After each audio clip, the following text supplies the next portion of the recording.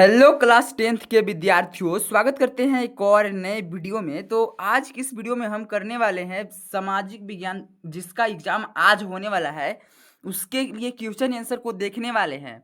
तो अगर आप चैनल पे नए हैं तो चैनल को सब्सक्राइब करके वीडियो को लाइक कर दीजिएगा। और चलिए फटाफट आज की इस वीडियो को शुरू करते हैं। तो यहाँ पे सेक्शन ए के अंतर्गत आपसे 6 MCQ यहाँ पे है। तो यहाँ पे पहला क्वेश्चन यहाँ पे कह रहा है कि औद्योगिक क्रांति की शुरुआत सर्वप्रथम किस देश में हुआ। तो यहाँ पे 4 ऑप्शन दिया हुआ है। पहला है इंग्लैंड, दूसरा है जर्मनी, तीसरा है फ्रांस और यहाँ पे चौथा है अमेरिका। तो औद्योगिक क्रांति की जो शुरुआत है दोस्तों आपके इंग्लैंड से हुआ था, यानी ब्रिटेन से हुआ था। तो ऑप्शन नंबर ए इसका राइट आंसर हो जाएगा। और इसी प्रकार से यहाँ पे अगला क्वेश्चन है कि निम्न में से किसने इंग्लैंड में कपास मिल का निर्माण किया। तो यहाँ पे 4 ऑप्शन दिया हुआ है। पहला यहाँ पे है रिचर्ड आर्कीगाइट, बी है जेम्स वाट, सी है मैथ्यू बोल्टन, डी है न्यूकमैन। तो यहाँ पे इसका जो करेक्ट आंसर हो जाएगा आपका ऑप्शन नंबर ए हो जाएगा। रिचर्ड आर्कीगाइट जो है ये आपका कपास मिल का निर्माण कराए थे इंग्लैंड में। और इसी तरह से यहाँ पे अगला क्वेश्चन है यहाँ पे कि भारत में पुराने व्यापार के केंद्र निम्न में से कौन था। इसी तो यहाँ पे पहला ऑप्शन दिया हुआ है बम्बई और कोलकाता, दूसरा है दिल्ली और बम्बई, तीसरा है सूरत और हुगली और डी है कर्नाटक और चेन्नई। तो भारत में पुराने व्यापार के जो केंद्र थे, जो सेंटर थे, जो जगह था, वो आपका था सूरत और हुगली। ऑप्शन नंबर जो सी है इसका राइट आंसर हो जाएगा। इसी प्रकार से यहाँ पे अगला क्वेश्चन है कि निम्न में से रोपण कृषि का उदाहरण कौन है। तो यहाँ पे टाइपिंग एरर है। ऑप्शन नंबर ए है यहाँ पे है गन्ना यानी कि ईख, और बी है यहाँ पे चावल, सी है गोई और डी है चना। तो जो आपका गन्ना है दोस्तों ये आपका एक रोपण कृषि का उदाहरण है। और इसी तरह से यहाँ पे अगला क्वेश्चन है कि भारत किस फसल का विश्व में अग्रणी उत्पादक है। तो यहाँ पे 4 ऑप्शन इसके लिए भी दिया हुआ है। पहला है चाय की खेती में, दूसरा है कॉफी की फसल में, तीसरा है दही के मतलब उत्पादन करने में, और चौथा है दाल के उत्पादन करने में। तो जो भारत है दोस्तों चाय की खेती करने में दुनिया भर में पहले नंबर पे आता है। यहाँ पे सबसे अधिक चाय की खेती किया जाता है। और इसी तरह से यहाँ पे अगला क्वेश्चन है कि जो चुनाव लड़ने और सरकार में राजनीतिक सत्ता हासिल करने के उद्देश्य से काम करता है उसे क्या कहते हैं। पहला है दल बदल, दूसरा है राजनीतिक दल, तीसरा है दबाव समूह और डी है नौकरशाही। तो दल बदल में तो जब कोई एक व्यक्ति एक पार्टी को छोड़कर दूसरा में जाता है उसको दल बदल कहते हैं। और राजनीतिक दल का जो ये है चुनाव लड़ने के बाद सरकार में मतलब राजनीतिक सत्ता प्राप्त करने के लिए जो काम रहता है राजनीतिक दल के रहता है। तो ऑप्शन नंबर 20 का राइट आंसर हो जाएगा। और इसी तरह से हम यहाँ पे सेक्शन बी के क्वेश्चन को देख लेते हैं। तो यहाँ पे क्वेश्चन नंबर 7 कह रहा है कि मोटे अनाज से क्या तात्पर्य है। तो मोटे अनाज अर्थात मिलेट से अर्थ है कि पहाड़ी और पथरीली या कम उपजाऊ भूमि पर उगाए जाने वाले फसलों से है। इनमें कुछ खाद्यान्न की फसलें होते हैं और कुछ चारा की फसलें जैसे कि ज्वार, बाजरा, रागी और मक्का मोटे अनाजों की प्रमुख फसल है। इसी प्रकार से यहाँ पे अगला क्वेश्चन है कि भारत में चाय के उत्पादन के लिए भौगोलिक स्थिति का वर्णन करना है। तो यहाँ पे इसका उत्तर में यहाँ पे लिखा हुआ है कि चाय एक प्रमुख पेय पदार्थ है, रोपण कृषि के अंतर्गत आने वाली फसल है। चाय कृषि के लिए उष्ण और उपोष्ण कटिबंधीय जलवायु, ह्यूमस और जीवांश युक्त गहरी उपजाऊ मिट्टी तथा सुगम जल निकास वाले ढलवा क्षेत्रों की आवश्यकता होती है। चाय के पौधों के विकास के लिए पूरे वर्ष कोष्टा, नम और पाला रहित जलवायु आवश्यक है। चाय एक श्रम प्रधान कृषि है जिसमें प्रचुर मात्रा में सस्ते और कुशल श्रम की आवश्यकता है। इसी प्रकार से यहाँ पे अगला क्वेश्चन है कि भारतीय कृषि के किन्हीं 4 विशेषताओं को लिखे।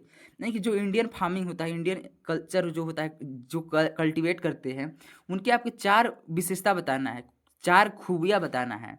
तो यहाँ पे उत्तर में लिखा हुआ है कि भारत एक कृषि प्रधान देश है, यानी कि भारत का जो मैक्सिमम जनसंख्या है वो आपका कृषि पर डिपेंड करता है, जिसका 4 विशेषताएं निम्नलिखित है। तो यहाँ पे पहला को पढ़ लेते हैं।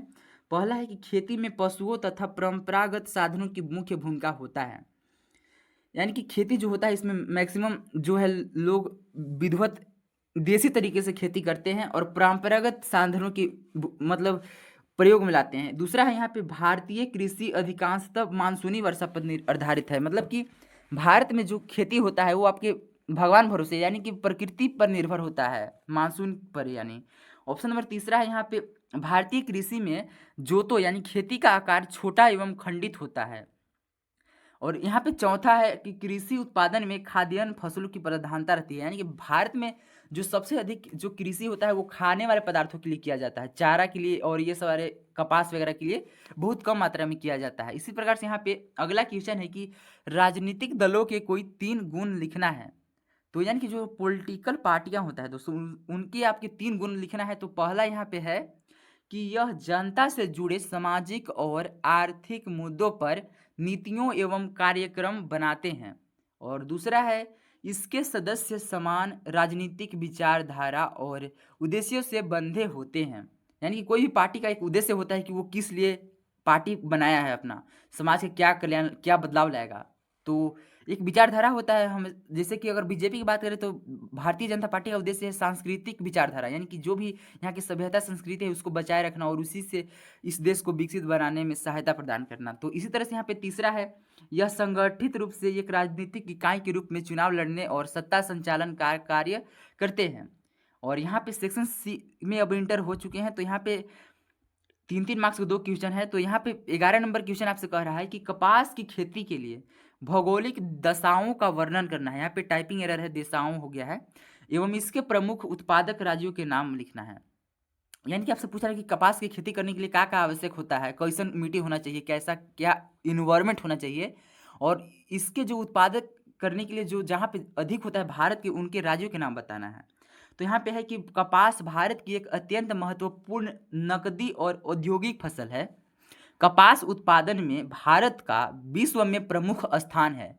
इसकी खेती के लिए निम्नलिखित उपयुक्त भौगोलिक दशाओं का आवश्यकता होता है। यहाँ पे दशाओं है, जो टाइपिंग एरर है दोस्तों, इस पे नेगलेक्ट इसको कीजिएगा, ये दशाओं है। तो यहाँ पे पहला यहाँ पे है मिट्टा, अरे सॉरी मृदा यानी कि मिट्टी। कपास की खेती के लिए काली मिट्टी यानी कि जो रेगुर मिट्टी के नाम से जाना जाता है या गहरी जलोढ़ मिट्टी सर्वाधिक उपयुक्त मानी जाती है। इसमें नमी बनाए रखने की अद्भुत क्षमता होती है। और इसी प्रकार से यहाँ पे अगला है कि तापमान और वर्षा।